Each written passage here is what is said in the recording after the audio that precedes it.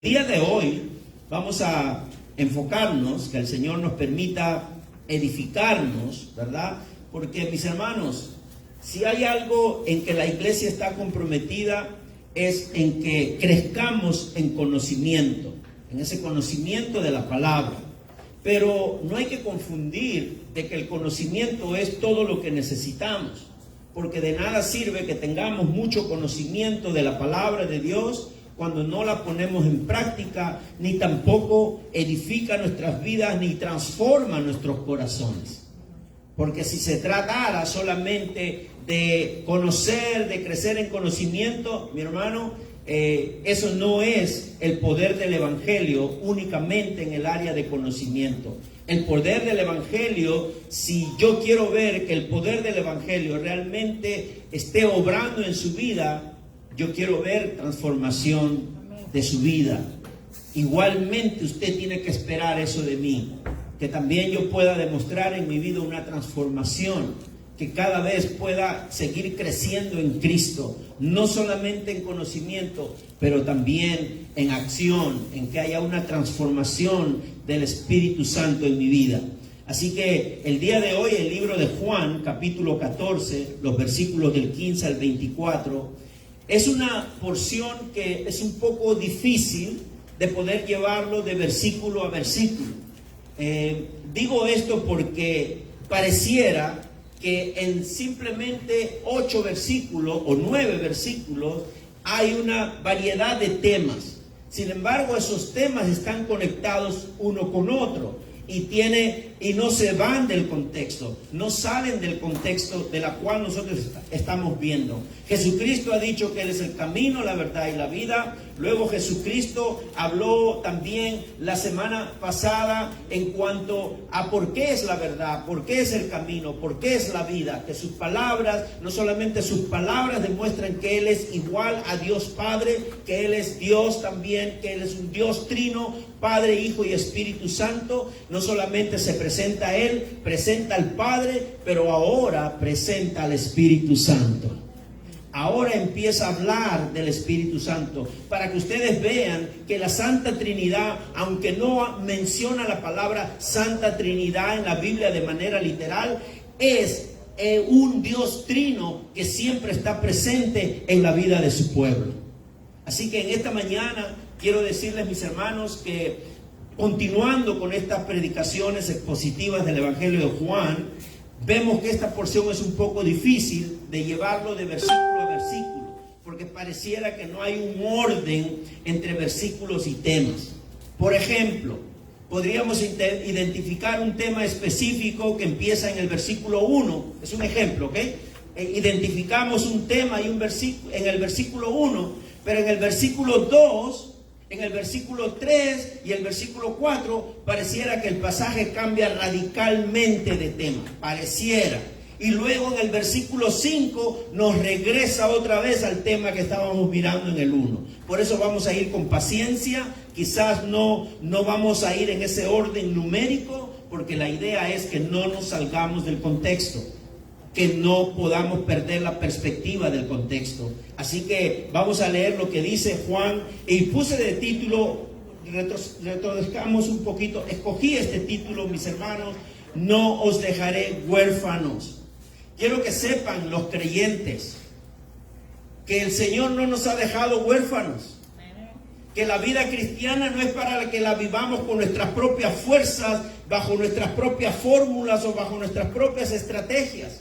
La vida cristiana no se puede llevar si no es con la ayuda del Señor, Padre, Hijo y Espíritu Santo. Es por eso que Jesús dice: me voy, pero no los dejaré huérfanos.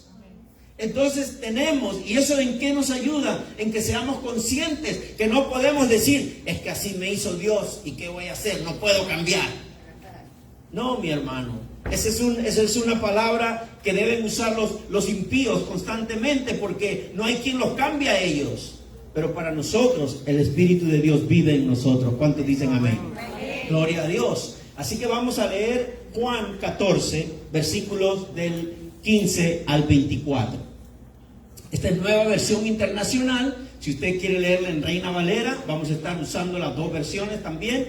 Pero nueva versión internacional dice: si ustedes me aman, obedecerán mis mandamientos.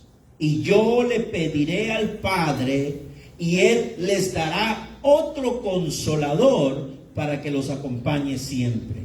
El Espíritu de verdad, a quien el mundo no puede aceptar, porque no lo ve ni lo conoce. Pero ustedes sí lo conocen, porque vive con ustedes y estará en ustedes.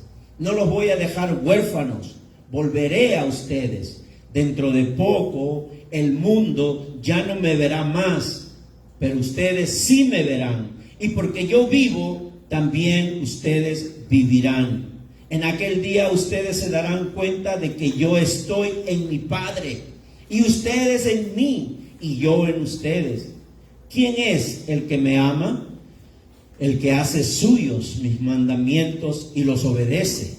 Y al que me ama, mi Padre lo amará, y yo también lo amaré y me manifestaré a él. Judas, no el Iscariote, le dijo: ¿por qué, Señor, estás dispuesto a manifestarte a nosotros y no al mundo? Le contestó Jesús: el que me ama obedecerá mi palabra, y mi Padre lo amará, y haremos nuestra morada en él. El que no me ama no obedece mis palabras, pero estas palabras que ustedes oyen no son mías, sino del Padre que me envió. Palabra de Dios. El pasaje no termina allí, continúa, será el próximo domingo. Pero en esta porción claramente podemos percibir diversos temas, pero eso no significa que debemos sacar versículos para hacer de eso todo un mensaje bíblico, porque nos perderíamos y nos desligaríamos del contexto de lo que ya Jesús ha estado hablando anteriormente desde el capítulo 13. Pero aquí lo que nosotros podemos ver, mis hermanos, es que aunque parecieran diversos temas que no tienen relación entre sí, confiamos que con la guía del Espíritu de Dios nosotros podamos mantenernos en el contexto de manera fiel de lo que Jesús quiso manifestar a sus discípulos. Y vamos a exponer algunos puntos. Esto es lo que Jesús está hablando con sus discípulos en el aposento alto, celebrando la Pascua antes, a pocas horas de ir a la cruz del Calvario. Así que en este tiempo quisiera que oremos, mis hermanos, para que el Señor nos guíe a través de su palabra. Padre, gracias te damos, Señor. Hemos leído esta porción de la cual tú nos has dejado como tu revelación, porque todo lo que tú has decidido revelar al mundo, a tu pueblo, Señor, está escrito ya. Y esta es una porción de tu revelación. Y aquí estamos, Señor, para recibirla, para entenderla, porque sabemos que tu Espíritu está más interesado que nosotros mismos en entenderla, comprenderla y ponerla en práctica. Que tu palabra sea la luz, esa lumbrera, esa guía para nuestro camino, y de ahora en adelante, Señor, que podamos ponerla en práctica. Gracias te damos en el nombre del Padre, del Hijo y del Espíritu Santo. Y todo el pueblo de Dios dice: amén, amén, gloria a Dios, amén. Vamos a ver qué temas se encuentran en este pasaje. De repente hay muchos más. En 40 minutos no alcanzamos a decirlo todo. Pero como primer punto, vamos a mirar que aunque los discípulos ya no van a tener la presencia física de su Maestro, de Cristo Jesús, sí van a tener la presencia del Espíritu Santo en ellos. Aunque ya no van a ver físicamente a Jesús, van a estar acompañados del Espíritu de Dios. Así que vamos a mirar, mis hermanos, en este tiempo, que el contexto general de este pasaje es que Jesús habla por primera vez acerca de la venida del Espíritu Santo. Por primera vez Jesús está hablando de la venida del Espíritu Santo, o el Paracleto, como dicen, el Paráclito también. Ahora vamos a mencionar un poquito de eso, porque es importante también saber de dónde se originan las palabras. Recuerde que todo este texto está escrito partes del texto del Nuevo Testamento en griego y parte en el arameo. Yo no hablo griego ni hablo arameo, pero trato en lo posible de que algunas cosas que son muy importantes entendamos desde el idioma original.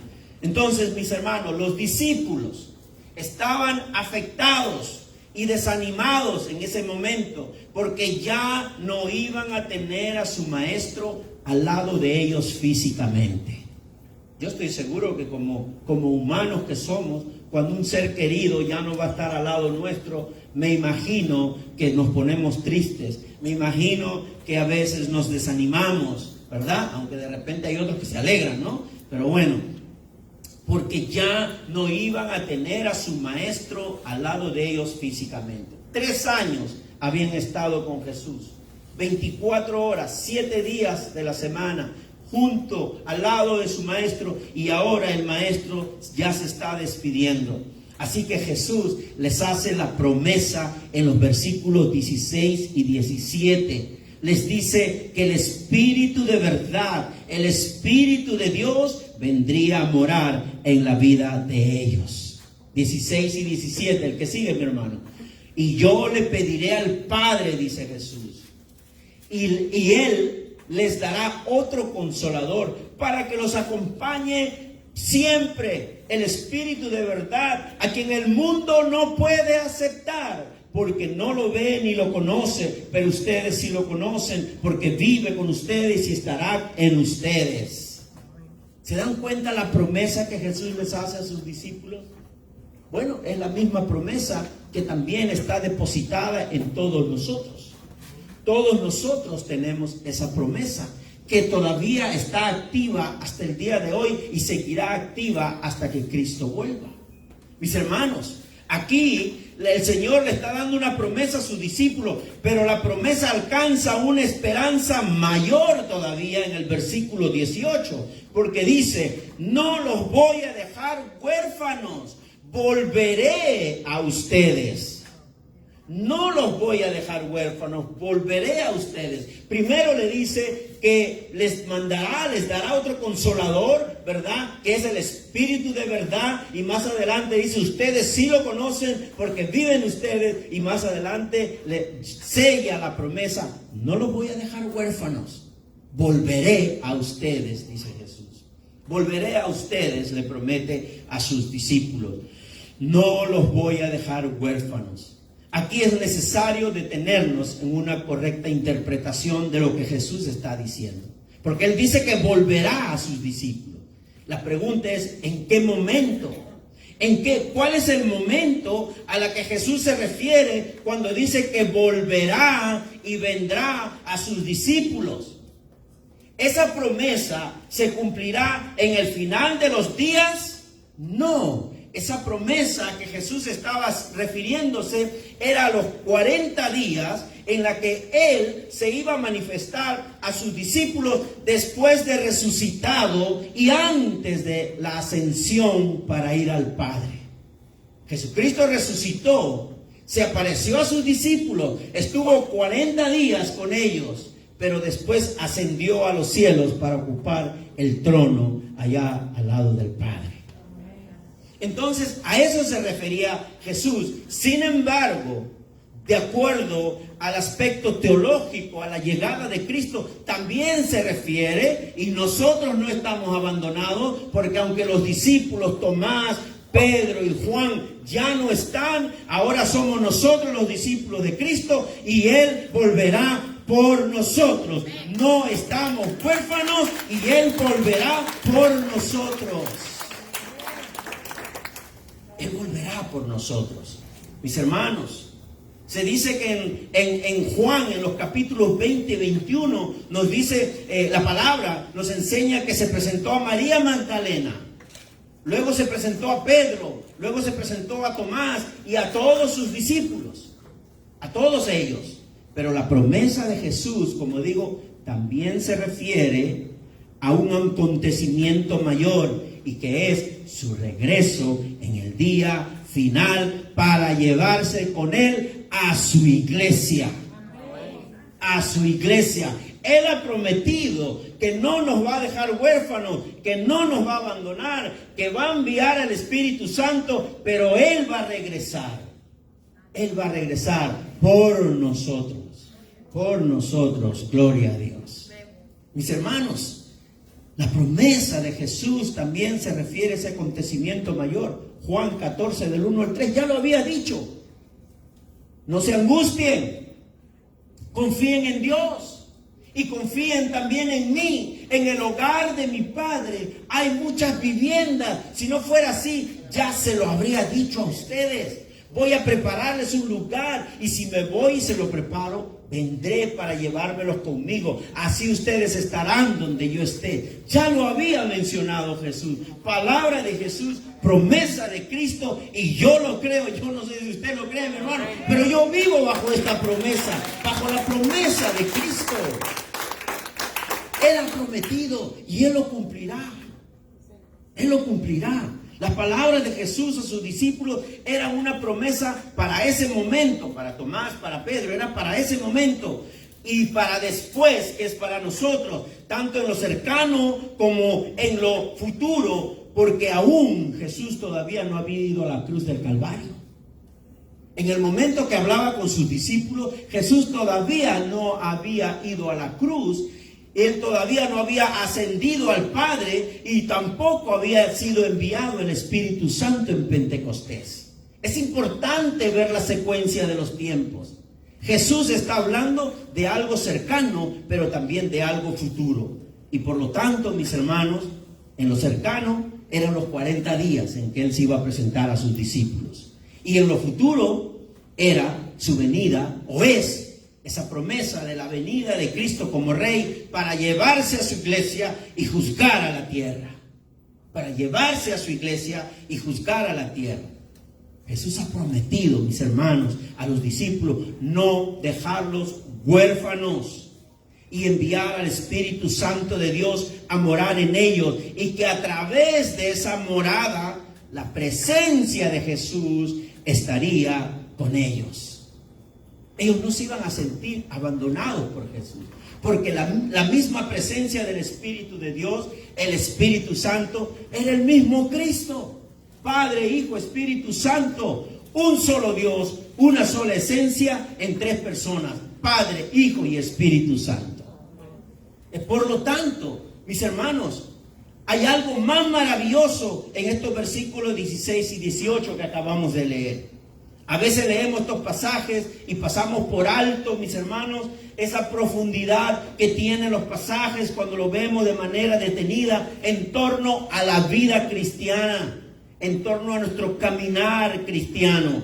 Notamos que lo que acontecerá sobre la morada del Espíritu es en la vida del creyente fue algo que se fue revelando de manera progresiva. De manera progresiva conocemos esa verdad de que el Espíritu Santo vendría a morar en el creyente. Y mis hermanos, la venida del Espíritu Santo es un paso más en torno a la verdad de Dios. Es un paso más que se ha ido revelando en las Escrituras. Recordemos la construcción del templo de Salomón. ¿Se recuerdan la construcción del templo de Salomón? El templo que construyó Salomón en el Antiguo Testamento era la representación física y visible de la presencia de Dios en medio de su pueblo.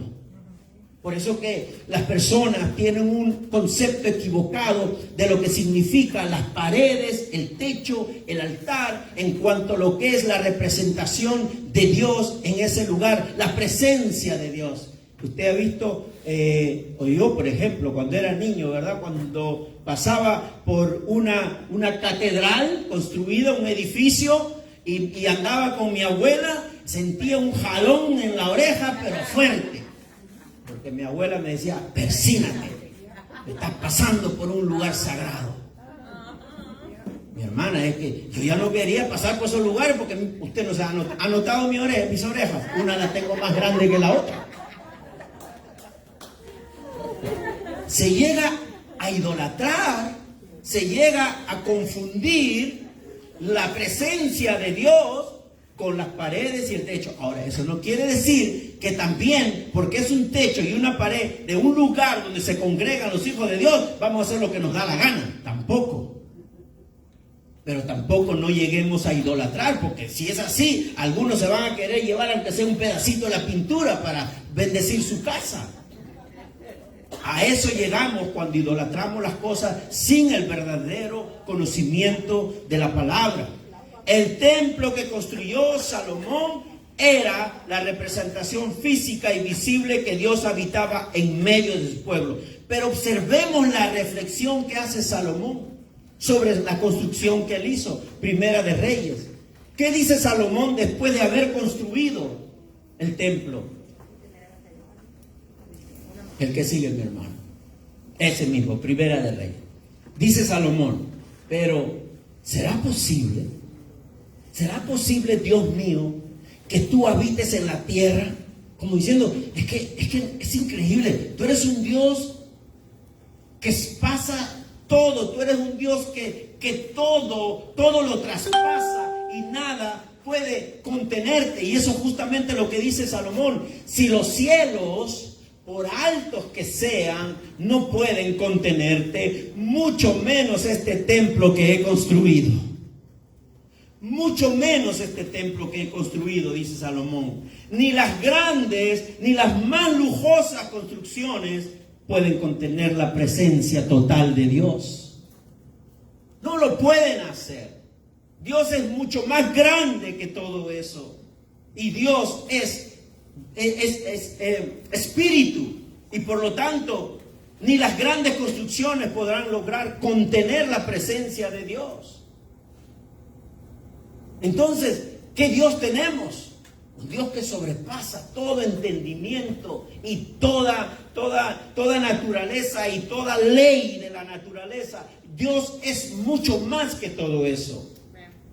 Entonces, mis hermanos, pero alégrese el día de hoy. Alégrese el día de hoy. Porque ese Dios, que ni los cielos lo pueden contener, ha querido morar en la vida de los cristianos. Ha querido morar en la vida de los creyentes. En su espíritu el Señor mora en usted si ha confesado a Cristo como su Señor y Salvador, y en mí también. ¿Qué dice el libro de Primera de Corintios 6:19? Dice lo siguiente, 6:19, después volvemos al 16. Dice, ¿acaso no saben que su cuerpo es el templo del Espíritu Santo? ¿Lo sabía, mi hermano? Hoy lo estoy recordando yo, se me estaba olvidando eso. Pero yo le hago la pregunta, ¿usted lo sabía? Amén. Bueno, ¿acaso no saben que su cuerpo es el templo del Espíritu Santo, quien está en ustedes y al que han recibido de parte de Dios? Y que dice más abajo en 2 Corintios 6:16, ¿en qué concuerdan el templo de Dios y los ídolos? Hablando del templo de Dios, se está refiriendo a su vida, a su cuerpo, a su existencia. A eso se refiere. ¿En qué concuerdan el templo de Dios y los ídolos?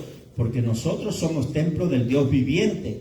Como Él ha dicho, viviré con ellos y caminaré entre ellos. Yo seré su Dios y ellos serán mi pueblo. No sé cuántos se alegran en esta mañana de esa verdad. O no sé si se alegran o de repente se están asustando. No lo sé. No sé realmente. Pero yo creo más en la primera. Nos alegramos que el Señor habita en nosotros. ¿Qué sería de nosotros si el Espíritu de Dios no habitara en nosotros? ¿Qué sería de nosotros, mis hermanos? ¿Qué más pleno puede haber? Ya, cerremos todo aquí, nos vamos. Ya dijimos lo que teníamos que decir. Tenemos el Espíritu de Dios en nosotros. Amén.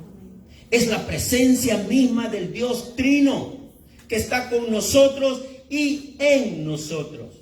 Con y en nosotros. ¿Cuántos creemos en esa verdad? Caminemos en esa verdad.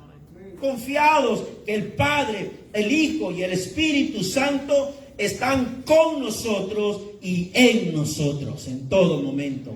Y Jesús dijo hace un rato, siempre, always, siempre, dice la palabra. caminemos en esa fe y que sorprendamos a los demás. Hermano, qué lindo sería sorprender a los demás, demostrarles que estamos creciendo, no solo en conocimiento, sino también creciendo en santidad, reflejando el amor de Dios, reflejando el carácter de Cristo en nosotros, donde quiera que vayamos, ya sea a Walmart, si cruzamos la Pleasant Hill, ya sea por donde sea. Estamos pidiendo que le cambien de nombre a esa calle, Pleasant Hill, ¿verdad?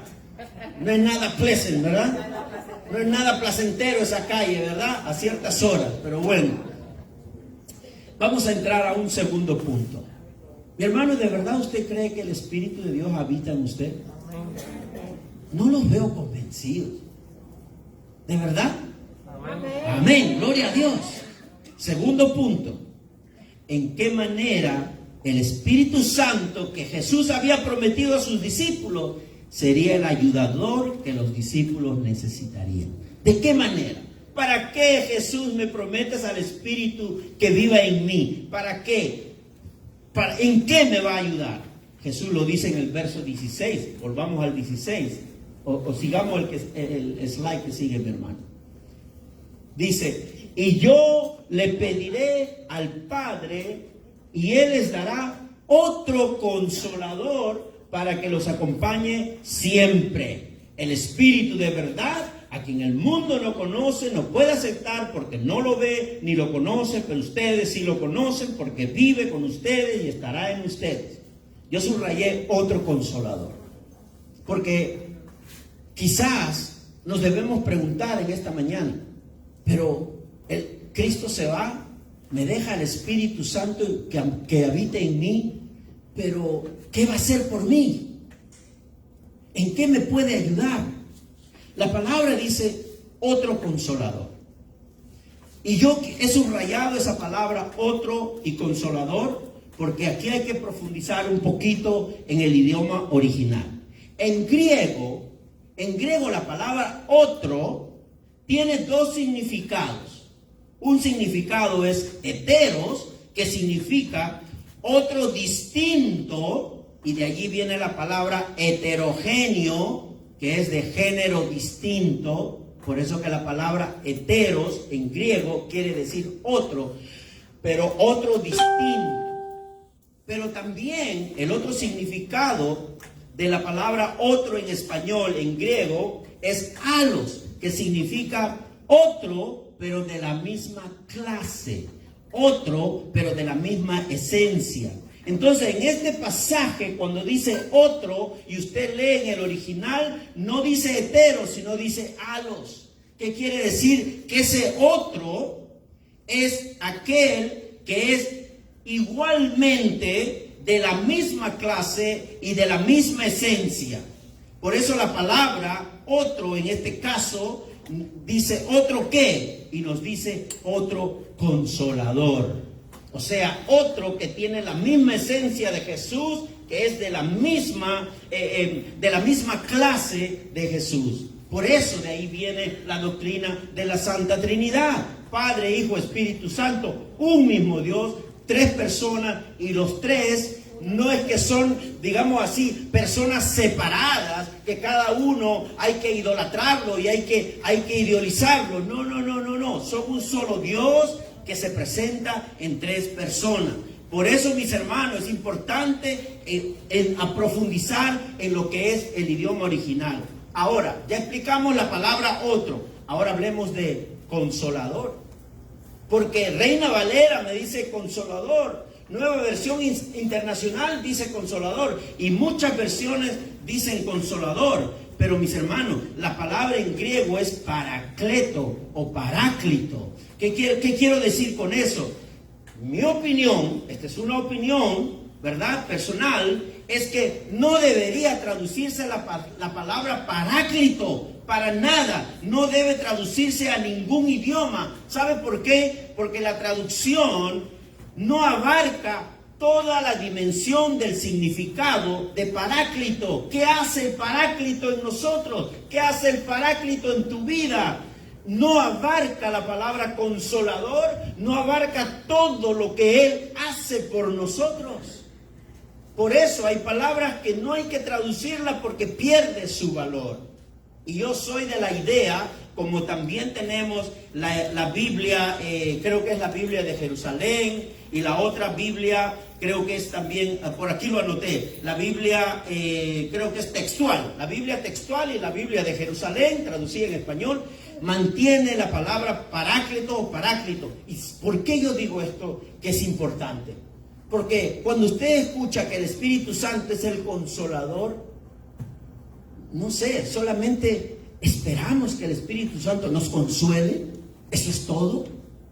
Sin embargo, paráclito en este sentido, mis hermanos, es que está con nosotros y que Él no solamente nos redarguye, sino que nos exhorta, nos consuela, nos convence, nos defiende, nos guía y nos ilumina y muchas cosas más. Ese es el paráclito, es el Espíritu Santo que habita en usted como creyente. No solamente la consuela, sino también exhorta, la redarguye, la convence, la defiende, la guía, la ilumina, etc. Así como Jesús había iluminado, había guiado, había confortado, había consolado a todos sus discípulos, aquel que vendría y cumpliría la misma labor. El Espíritu Santo es Cristo. Cristo es el Espíritu Santo. Y Dios es el Espíritu Santo. Y Dios es Cristo. Yo sé que esto no es fácil de llevarlo como 2 más 2 son 4. Pero mi hermano, Padre, Hijo y Espíritu Santo obrando por la vida del creyente. ¿Cuántos dicen amén? Amén. Ese es lo que el Señor nos está diciendo en esta mañana. Y a través de ese paráclito estamos entendiendo. A través de ese paráclito entendemos que no solamente consuela, nos guía, nos redarguye, nos exhorta, nos ilumina, nos hace entender en su verdad. En el verso 17, Jesús se identifica ese paráclito como el Espíritu de verdad. Pero Jesús también había dicho, yo soy la verdad. Total, ¿con quién me quedo entonces? O es el Espíritu el de la verdad, o es Jesucristo la verdad. La verdad es una sola, porque es un solo Dios. Jesucristo es la verdad y el Espíritu Santo es la verdad. El Espíritu Santo es la verdad. Por eso que tenemos problema con algunas sectas. Algunas sectas nos quieren imponer la separación de las personas. O inclusive dicen que el Espíritu es una fuerza. No es una persona, es una fuerza, es una energía, dice. Pero bueno, la palabra me habla que Él es la verdad, como Jesucristo es la verdad, y la palabra de Dios es la verdad. Mis hermanos, mis hermanas, en esta mañana, entonces cuando Jesús dice, y yo rogaré al Padre, ¿verdad? Y os dará otro consolador, se está refiriendo, nos va a dar aquel que consuela, que ilumina, que defiende, que convence. Por lo tanto, ¿qué dice el libro de Juan, mi hermano, en el capítulo 16, del 12 al 15? Mire lo que dice Juan, del 16, del 12 al 15. Porque más adelante Jesús sigue hablando del Espíritu Santo. Entonces, ¿solamente nos quedamos con el Espíritu Santo que aparece en el Pentecostés? ¿Qué pasa con el Espíritu Santo que es anunciado por Cristo?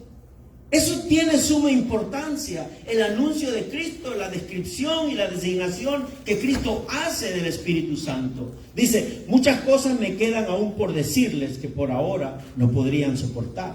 Pero cuando venga el Espíritu de la verdad, Él os guiará a toda la verdad, porque no hablará por su propia cuenta, sino, dice, que dirá solo lo que oiga y les anunciará las cosas por venir. Él me glorificará porque tomará de lo mío y se lo dará a conocer a ustedes. Todo cuanto tiene el Padre es mío. Por eso les dije que el Espíritu tomará de lo mío y se lo dará a conocer a ustedes. Jesucristo hablando de la obra del Espíritu Santo, que es infundir poderosamente el testimonio de la persona de Jesucristo. Esa es la mayor obra del Espíritu Santo. Infundir poderosamente en el corazón del impío para que pueda confesar y pueda reconocer que Cristo es el Señor. Anteriormente Jesús que había dicho que el Espíritu, les voy a enviar el Espíritu que el mundo no lo puede aceptar, porque el mundo no lo conoce. Pero ahora nos habla que es el Espíritu de la verdad, que Él guiará a toda la verdad. ¿Qué quiere decir? Que la obra del Espíritu Santo es que testifiquemos, o Él mismo testifica quién es Cristo y convence a la persona de Cristo acerca de la obra de Jesucristo. Esa es la mayor obra del Espíritu Santo. A veces solamente nos quedamos en ciertas manifestaciones del Espíritu Santo en el Pentecostés, pero nos olvidamos de su testimonio principal y poderoso, que es Cristo Jesús, el Salvador. Mi hermano, mi hermana, esa es la obra del Espíritu Santo. Infundir poderosamente el testimonio de la persona de Jesucristo y regenerar al pecador. Cuando referimos a regenerar, la palabra regenerar no quiere decir algo que sucede después que usted confiesa a Cristo. Regenerar sucede antes de la confesión, porque si el mundo no lo conoce, ¿cómo puede aceptar a Cristo si el Espíritu no está obrando en esas personas que están en el mundo? Pero en fin, sigamos adelante para no salirnos del contexto. El creyente tiene la promesa que el Paráclito vive en él, que lo guía, lo redarguye y lo ilumina en su peregrinar en la tierra. Pero no solo eso, sino que también tiene al Paráclito que está al lado del Padre, que intercede diariamente por él. ¿Y a qué me refiero, mis hermanos? Que no es solamente el Espíritu de Dios, es Cristo también, el Paráclito, el que guía, el que ilumina, el que consuela y el que intercede. ¿Qué dice Primera de Juan, mi hermano? Mis queridos hijos, les escribo estas cosas para que no pequen. Ojo que Juan, porque a veces se malinterpreta este pasaje. Ay, al pastor le encanta poner ese pasaje. Le encanta que Jesús sea su abogado en todo momento. Pero ¿qué dice Juan antes de hablar del abogado? Les escribo estas cosas para que no pequen. Primero está advirtiendo para que no pequen. Les estoy rogando, mis creyentes, no pequen. Pero, si alguno peca, tenemos ante el Padre a un intercesor, a Jesucristo el justo. ¿Se dan cuenta que no estamos huérfanos? Pero ¿cómo es nuestra tendencia pecaminosa, verdad? Porque nuestra tendencia pecaminosa es que me encanta que Jesús sea mi abogado. Pero en nuestra tendencia pecaminosa decimos, yo quiero pecar menos. Yo quisiera pecar menos cada día. ¿Se dan cuenta, mis hermanos? El problema no es la palabra de Dios. El problema somos nosotros.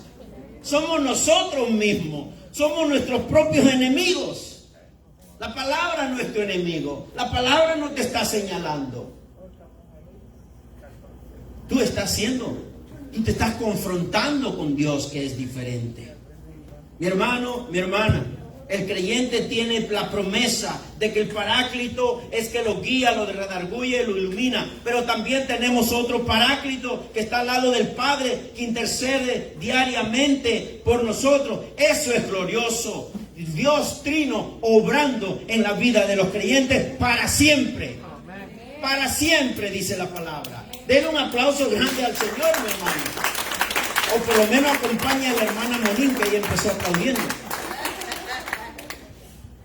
Mi hermano, si leemos detenidamente, ¿qué dice el 16?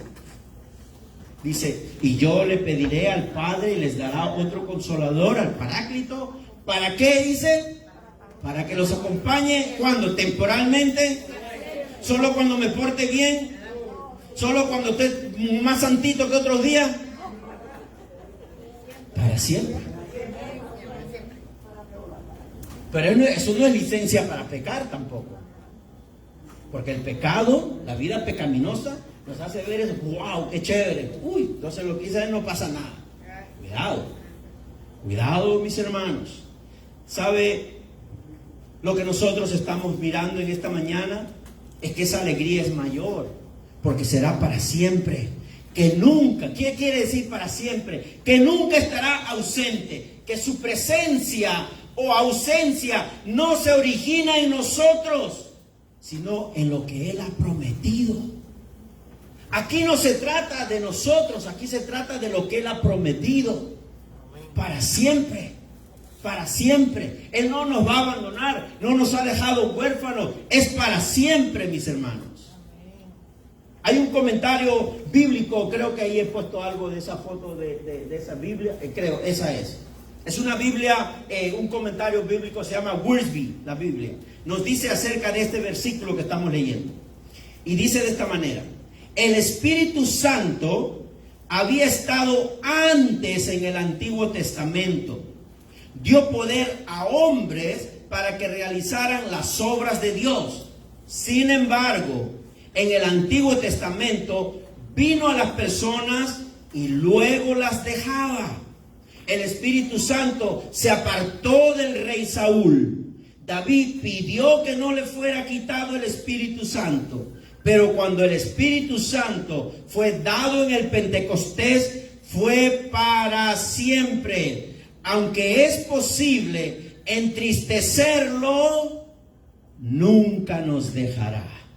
Aunque es posible entristecerlo, nunca nos dejará. Gloria a Dios por eso. Gloria a Dios por ese comentario. Es bíblico, 100%. ¿Cuántas veces entristecemos al Espíritu Santo? En el Antiguo Testamento venía y se iba, abandonaba la vida de esos hombres de fe. Pero en el Nuevo Testamento es enviado por Jesucristo para siempre. Para siempre. Ojo, que el Espíritu Santo que habita en ti no es un premio. No te has ganado ese premio. Porque un premio es algo que tú te esfuerzas a ganarlo. Eso es premio. El Espíritu Santo que habita en ti es un regalo, porque es dádiva de Cristo. Cristo prometido que te la dará, y Él te la dio, y Él permanecerá en ti para siempre. Y es un premio, no, es un regalo, mis hermanos. Si es un premio, me lo devuelves, ¿ok? Si es un premio, me lo devuelves. Pero si es un regalo, aunque no te lo mereces, te regalo porque hoy es tu cumpleaños, ¿verdad? Una cosa es regalo, otra cosa es premio. Hay que tener mucho cuidado en identificar de qué se está hablando. De una dádiva que es un regalo inmerecido, o es un premio que nos ganamos por nuestro propio esfuerzo. Mi hermano, mi hermana. Entonces, quiero pasar al tercer punto, y con eso ya casi vamos a concluir, porque el día de hoy tenemos también la celebración de la Santa Cena. Tercer punto: el Espíritu Santo engendra obediencia a Dios y amor entre los discípulos. ¿Se dan cuenta por qué esa frase de que si me obedeces, si me amas, obedeces mi palabra? Tiene que ver con el Espíritu Santo. Porque el Espíritu Santo es el que engendra esa obediencia a Dios. Porque lógico, mis hermanos, ahora que tenemos al Espíritu, el Espíritu siempre nos va a llevar a amar a Dios. Siempre va a infundir en nosotros el amor al Dios verdadero. Pero cuando no estaba el Espíritu Santo en la vida de una persona, no podía amar a Dios. No puede amar a Dios. Es más, no conoce que ese Dios, el que adora, no es el verdadero. Porque si no es a través del camino de Jesucristo, no es al Dios verdadero. Es al Dios verdadero a través únicamente de Jesucristo. Entonces, veamos los versículos 21 y 22, mi hermano. Del 21 al 24 dice: ¿quién es el que me ama? Dice Jesús: el que hace suyos mis mandamientos y los obedece. Y al que me ama, mi Padre lo amará, y yo también lo amaré y me manifestaré en él. 22. Judas, no el Iscariote, le dijo: ¿por qué, Señor, estás dispuesto a manifestarte a nosotros y no al mundo? Le contestó Jesús: el que me ama obedecerá mi palabra, y mi palabra lo amará, y haremos nuestra morada en él. El que no me ama no obedece mis palabras, pero estas palabras que ustedes oyen no son mías, sino del Espíritu que me envió, dice Jesús. Entonces aquí vemos a Judas Tadeo, por si acaso. Este es Judas Tadeo, este no es Judas Iscariote. Judas Tadeo replica, reclama, ¿verdad? ¿Cómo es posible que si dices que eres el Mesías, te vas a manifestar de una manera secreta? ¿Por qué a nosotros nada más? ¿Y por qué no al mundo? Si eres el Mesías, ya, preséntate delante de todos. Porque Jesús le dice que solamente a él o Judas le reclama que por qué solamente a ellos se le manifiesta y no al mundo. Bueno, decisión del Señor, voluntad soberana de Cristo, manifestarse únicamente a sus discípulos y no al mundo. En ese momento que está hablando con sus discípulos, y aquí en esta réplica de Judas Tadeo, de cómo es posible que si él es el Mesías, ¿por qué no se manifiesta al mundo, sino que se manifiesta solo a sus discípulos? ¿Qué responde Jesús? Jesús responde en el 23 y 24. Dice, le contestó Jesús, el que me ama obedecerá mi palabra, y mi palabra lo amará, y mi Padre lo amará, y haremos nuestra morada en él. El que no me ama no obedece mis palabras, pero estas palabras que ustedes oyen no son mías, sino del Padre que me envió. Mientras que Judas Tadeo ponía en duda, escúchelo bien, mi hermano, mientras que Judas Tadeo ponía en duda la validez de Jesús como el Mesías, Jesús estaba poniendo en duda la validez a Judas Tadeo de lo que significa un verdadero discípulo. Mientras que Judas cuestionaba y ponía en duda a Jesús como el Mesías, Jesús ponía en duda en la vida de Tadeo la validez de lo que significa un verdadero creyente, un verdadero discípulo. No sé si usted ha captado esa parte, mi hermano, pero Jesús estaba poniendo en duda la validez de lo que significa ser un verdadero discípulo suyo. ¿Qué dice Juan 14, mis hermanos? Aquí está la mención. Si ustedes me aman, obedecerán mis mandamientos. Y yo le pediré al Padre, les dará otro consolador para que los acompañe siempre. 21. ¿Quién es el que me ama? El que hace suyos mis mandamientos y los obedece. Y el que me ama, mi Padre lo amará, y también lo amaré y me manifestaré en él. 23. Le contestó Jesús, el que me ama obedecerá mi palabra, y mi Padre lo amará, y haremos nuestra morada en él. El que no me ama no obedece mis palabras, pero estas palabras que ustedes oyen no son mías, sino del Padre que me envió. Yo no sé si necesita explicación. Yo no sé si eso necesita explicación. ¿Qué significa ser verdadero creyente? Mientras que Judas Tadeo cuestionaba la validez de Cristo como el Mesías, ¿por qué nada más te manifiestas a nosotros? Manifiéstate a todo el mundo. ¿Por qué tanto secreto? ¿O será que no es verdad que tú eres el Mesías? Bueno, Jesús cuestiona la validez de lo que es ser un verdadero discípulo de Cristo. En esta palabra, mis hermanos, claramente vemos que Jesús quiere enseñarle a Judas y a los demás discípulos que hay un contraste de quién es un verdadero creyente y quién no lo es. ¿Se dan cuenta, mis hermanos? Es el amor que demuestra que somos verdaderos creyentes. El amor a Dios, el amor al prójimo, el amor a Cristo, el amor a la palabra, el amor y el deseo de caminar en esa luz que es Cristo a través de su Espíritu. Esa es la prueba de un verdadero creyente. No hay otra cosa más que nos diga qué significa ser un verdadero creyente. La palabra es clara, la palabra dice, por sus frutos los conoceréis. No dice, por sus dones los conoceréis. Yo soy así comparado con los grandes predicadores que puede haber en esta nación o alrededor del mundo. Pero la palabra no dice, por sus dones los conoceréis. La palabra dice, por sus frutos. ¿Y sabe cuál es el fruto del Espíritu Santo? Uno de esos frutos, el amor. El amor es el fruto del Espíritu Santo. Por gusto no está la palabra, el que me ama obedece mi palabra, dentro de lo que parece ser otros temas. Tiene que ver con la relación que Jesús está hablando acerca del Espíritu Santo. Señor, estamos en esta mañana aquí, los verdaderos creyentes. Ayúdanos a demostrar el amor mutuamente unos a otros, para dar un buen testimonio tuyo. Jesús quiere enseñarle a Judas Tadeo y a todos los discípulos que hay un contraste de quién es y quién no es. Porque cuando Judas Tadeo dice: ¿por qué, Señor, estás dispuesto a manifestarte a nosotros y no al mundo? La palabra mundo se refiere a la condición de pecado en que se encuentra el hombre sin Cristo, aborreciendo la verdad. ¿Acaso no aborrecen la verdad los que están sin Cristo?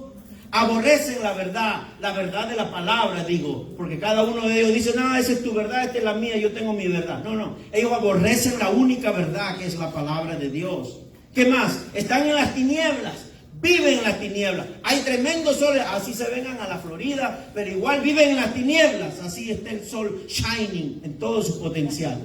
Están en las tinieblas, están en enemistad con Dios, huyen de la luz y viven en un sistema anti Dios. Ese es el que está sin Cristo, sin el Espíritu de Dios. Entonces, ¿qué nos dice en este pasaje que estamos estudiando? Eso quiere decir que aquel que no obedece los mandamientos de Jesús se identifica con el mundo. El que no obedece los mandamientos de Jesús se identifica con el mundo. Se identifica con ese mundo de pecado que aborrece la verdad, aborrece la luz, le encanta vivir en las tinieblas. El que no ama a Cristo se identifica con el mundo. Mis hermanos, quiere decir que el que no obedece los mandamientos se identifica con el mundo y no tiene la manifestación del Espíritu de verdad en su vida.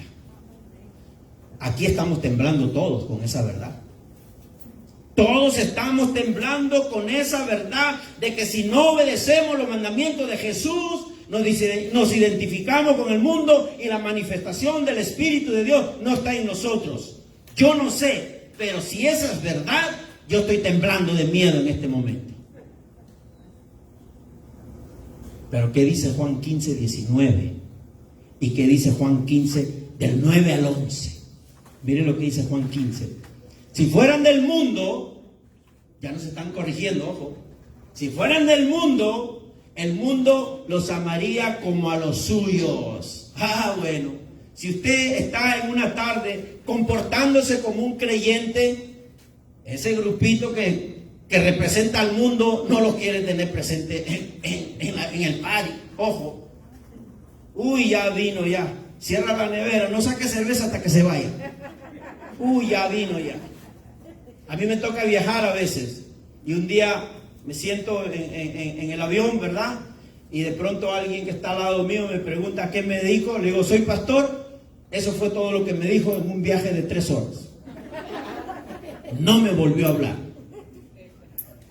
Es que nos aborrecen. Nos aborrecen. Entonces la palabra dice: si fueran del mundo, el mundo los amaría como a los suyos. Pero ustedes no son del mundo, sino que yo los he escogido de entre el mundo. Yo los he escogido de entre el mundo. Por eso, yo los he escogido entre el mundo, ¿verdad? Sino que por eso el mundo los aborrece. ¿Se dan cuenta? No está. Usted ve al que está al lado. Ese parece un diablo. No, olvídese de eso, mi hermano. Están en tinieblas. No entienden.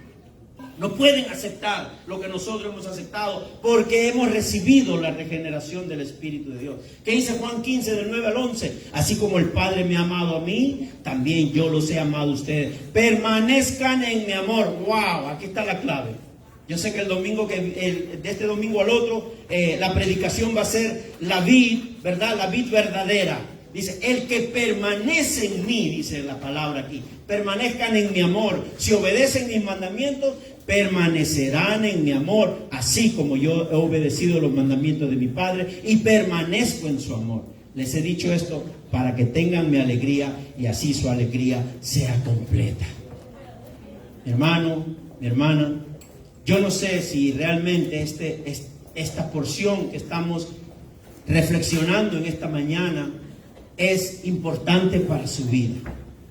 No sé si es importante, no sé si usted ya lo sabía, pero está bien, por lo menos estamos recordándolo nuevamente. ¿Y por qué es importante? Porque, mis hermanos, nosotros que antes aborrecíamos la verdad y amábamos al mundo, fuimos elegidos del mundo por gracia de Dios y por eso amamos a Dios. Fuimos elegidos por gracia de Dios y por eso amamos a Dios. No se jacte que usted siempre ha tenido un corazón de amor para el Señor antes de ser cristiano. No se jacte, porque eso no es el amor verdadero, a menos que sea infundido por el Espíritu Santo. Y entonces tampoco se jacte, porque dele gracias al Espíritu que le ha dado el amor de Dios para que usted ame a los demás. No somos títeres, por si acaso, pero no podemos amar con el amor de Dios si no viene de Dios, si no viene del Espíritu. ¿Qué dice mi hermano Juan 16:8? Y cuando Él venga, convencerá al mundo de su error en cuanto al pecado, a la justicia y al juicio. Usted siga predicando el Evangelio, porque eso no enfría que nosotros sigamos predicando el Evangelio. Ojo, siga predicando el Evangelio, pero usted no lo va a confrontar en su error, no va a poder convencerlos de su error humanamente hablando, por más persuasivo que usted sea en su evangelización. Tantos modelos de evangelización que hay a través de los tiempos. Evangelismo explosivo, evangelismo esto, evangelismo el otro. Mi hermano, el poder de... Sigamos predicando, sigamos presentando a Cristo. Esa es nuestra misión. Tenemos que seguir predicando. Pero la palabra dice que es el Espíritu cuando venga que convencerá al mundo de su error en cuanto al pecado, a la justicia y al juicio. Por lo tanto, la manifestación del Espíritu Santo, ¿qué es? Infundir el amor de un pecador hacia Dios. Ya no aborrezco las cosas de Dios, ahora más bien las amo, ahora las quiero, ahora deseo estar en ellas. Mis hermanos, amábamos al mundo, pero fuimos elegidos por gracia. Por lo tanto, la obra del Espíritu Santo es infundir el amor de un pecador hacia Dios y unos con otros. Unos con otros. Primera de Juan 4, del 10 al 11. En esto consiste el amor de Dios. En esto consiste el amor. No en que nosotros hayamos amado a Dios, sino en que Él nos amó y envió a su Hijo para que fuera ofrecido como sacrificio por el perdón de nuestros pecados. Queridos hermanos, ya que Dios nos ha amado así, también nosotros debemos amarnos los unos a los otros, palabra de Dios. Debemos amarnos los unos a los otros. ¿Y cómo va a expresar su amor los unos a los otros? Oremos mutuamente. Yo oro por ustedes, ustedes oran por mí. Yo oro por su matrimonio, ustedes oran por mi matrimonio. Y nos amamos de esa manera como Dios manda. Mis hermanos, esa es la característica de los discípulos sinceros, no perfectos, sinceros. Aman al Señor y le obedecen. Solo el Espíritu Santo tiene el poder de convencer al más duro de corazón. Solo el Espíritu Santo puede ablandar los corazones. El Espíritu Santo es el que obra la salvación en el pecador. El Espíritu Santo es el que vivifica su corazón. El Espíritu Santo es el que ilumina su mente. El Espíritu Santo es el que infunde aborrecimiento por el pecado y provoca la necesidad de ser salvado. Eso es lo que hace el Espíritu Santo. ¿Qué hace el Espíritu Santo? Obra la salvación en el pecador desde el comienzo. Vivifica su corazón, ilumina su mente, infunde aborrecimiento por el pecado y provoca la necesidad de ser salvado. Ezequiel 11, del 19 al 20. Y yo les daré un corazón íntegro, dice Dios. Dios no dice, ustedes tienen que tener un corazón íntegro, porque no podemos tener un corazón íntegro por nuestra propia cuenta. Dice la palabra, yo les daré un corazón íntegro y pondré en ellos un espíritu renovado. Les arrancaré el corazón de piedra que ahora tienen y pondré en ellos un corazón de carne para que cumplan mis decretos y pongan en práctica mis leyes. Entonces ellos serán mi pueblo y yo seré su Dios. Pida al Señor en esta mañana que ablande su corazón de piedra y lo convierta en un corazón de carne. ¿Sabe por qué? Porque solo así podrá cumplir los decretos y poner en práctica todos los mandamientos de Dios. ¿Se da cuenta del orden? Usted no puede moldear su corazón por su cuenta. Tiene que ser la obra del Espíritu Santo moldeando su corazón. Pídalo y Él les dará. ¿Por qué pedimos todo y no pedimos transformación de vida?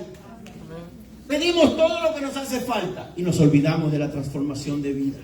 Mi hermano, el Espíritu Santo capacita al pecador para que haga uso de la fe que Él implanta. Por lo tanto, la fe es dádiva de Dios y el pecador responde a la luz con discernimiento y convicción. 1 Tesalonicenses 1, 4, 5. Hermanos, amados míos, sabemos que Él los ha escogido, porque nuestro evangelio, ¿cómo nos llegó el evangelio? Llegó no solo con palabras, sino con poder, es decir, con el Espíritu Santo y con profunda convicción. Es el que nos convence. Él es el que nos convence. Él es el que nos da la convicción que necesitamos realmente la salvación de Dios. Bueno, ¿cómo ponemos esto en práctica, mis hermanos? A pesar de que vemos que vez tras vez los discípulos no podían entender las enseñanzas de Jesús de manera espiritual. ¿Se da cuenta que los discípulos no podían entender? La promesa fue que la entenderían más adelante cuando venga el Paráclito. Más adelante la entenderían. Y aunque la presencia física del Señor Jesús no estaba con ellos, ellos estaban llamados a entender y a apropiarse de la verdad que Dios les estaba ofreciendo. ¿Y cuál es esa verdad? Que el Dios Trino vive en los discípulos de Cristo, que el Dios Trino vive en nosotros. En el Nuevo Testamento vemos al Dios Trino en acción, dando, proveyendo, capacitando a los creyentes en su caminar, en su peregrinar. ¿Para qué? Para que lleguen a la morada celestial. Por eso tenemos la ayuda de todos ellos, para que lleguemos a la morada celestial. Por tanto, vivamos agradecidos, que nuestra obediencia sea una manifestación de la obra del Espíritu Santo en nuestro ser. Debemos anhelar. Si no fuera por la ayuda del Espíritu Santo, mis hermanos, estuviéramos en el mundo en la misma condición de pecado, aborreciendo la verdad, amando la tiniebla y huyendo de la luz que es Cristo. Así estuviéramos. ¿Has oído decir a algún creyente: mi vida está guiada por el Espíritu Santo? ¿O mi vida está guiada por Dios? ¿Has escuchado que algún creyente dice: mi vida está guiada por Dios? Eso debe ser. Eso es lo que debe ser realmente, tu vida guiada por Dios. Pero ¿cuál es la prueba de eso? Es muy bonito decir: mi vida está guiada por Dios, pero ¿cuál es la prueba de eso? Bueno, hoy hemos visto la prueba. Si realmente eres guiado por el Espíritu, se manifestará en cada una de tus acciones, por amor a Dios y por amor al prójimo, en tus pensamientos y en las palabras conforme a las Escrituras, porque el Espíritu Santo ilumina la palabra de Dios y hace que sea vivida.